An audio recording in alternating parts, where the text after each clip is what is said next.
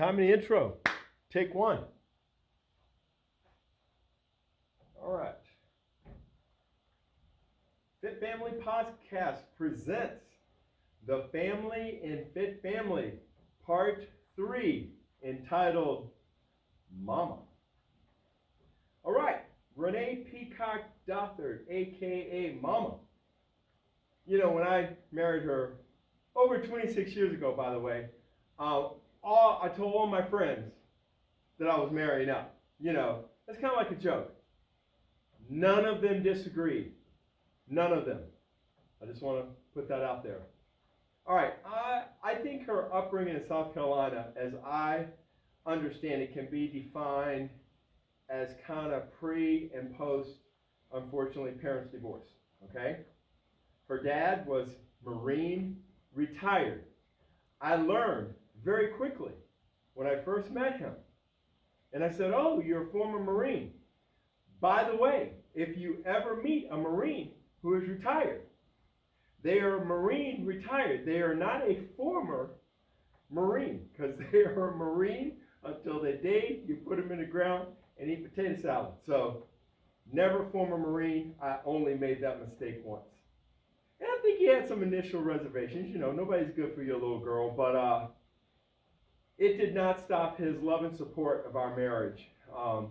Even though his second and third marriages, you know, had some of their own issues all the way up until his passing a few years ago.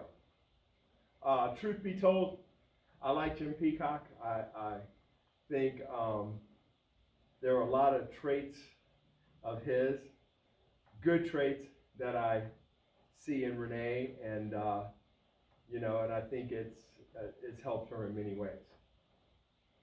But post-divorce, she lived with her mom, and I've heard a lot of stories about her and her mom living together, and I won't step on her stories, but her mom lives with us and has for a number of years.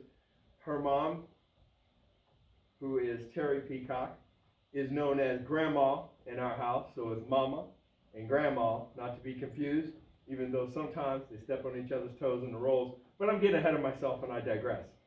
But she is currently living with us, and I think she initially was supposed to replace Miss Millie, who was helping us with daycare, because we had a 2-career home, but she eventually just, you know, became an indispensable part of the family. I mean, from all the things we did together as a family, vacations, doing karate together, just daily life.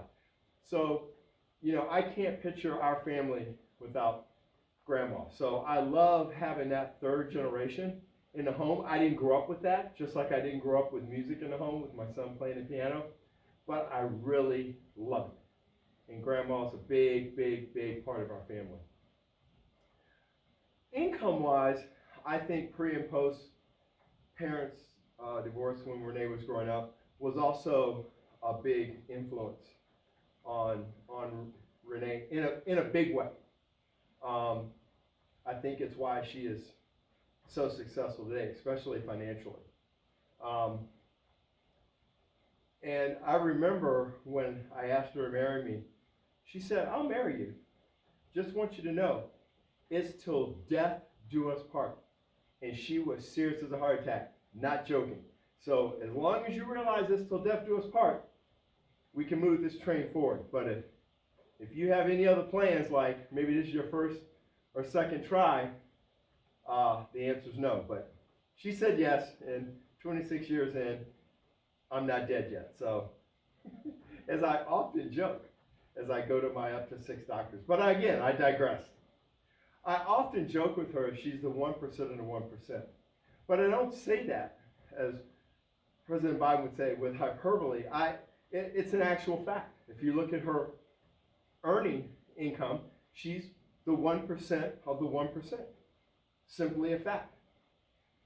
But beyond the statistics, she has a master's degree education. She's traveled the world, including, wait for it, Antarctica.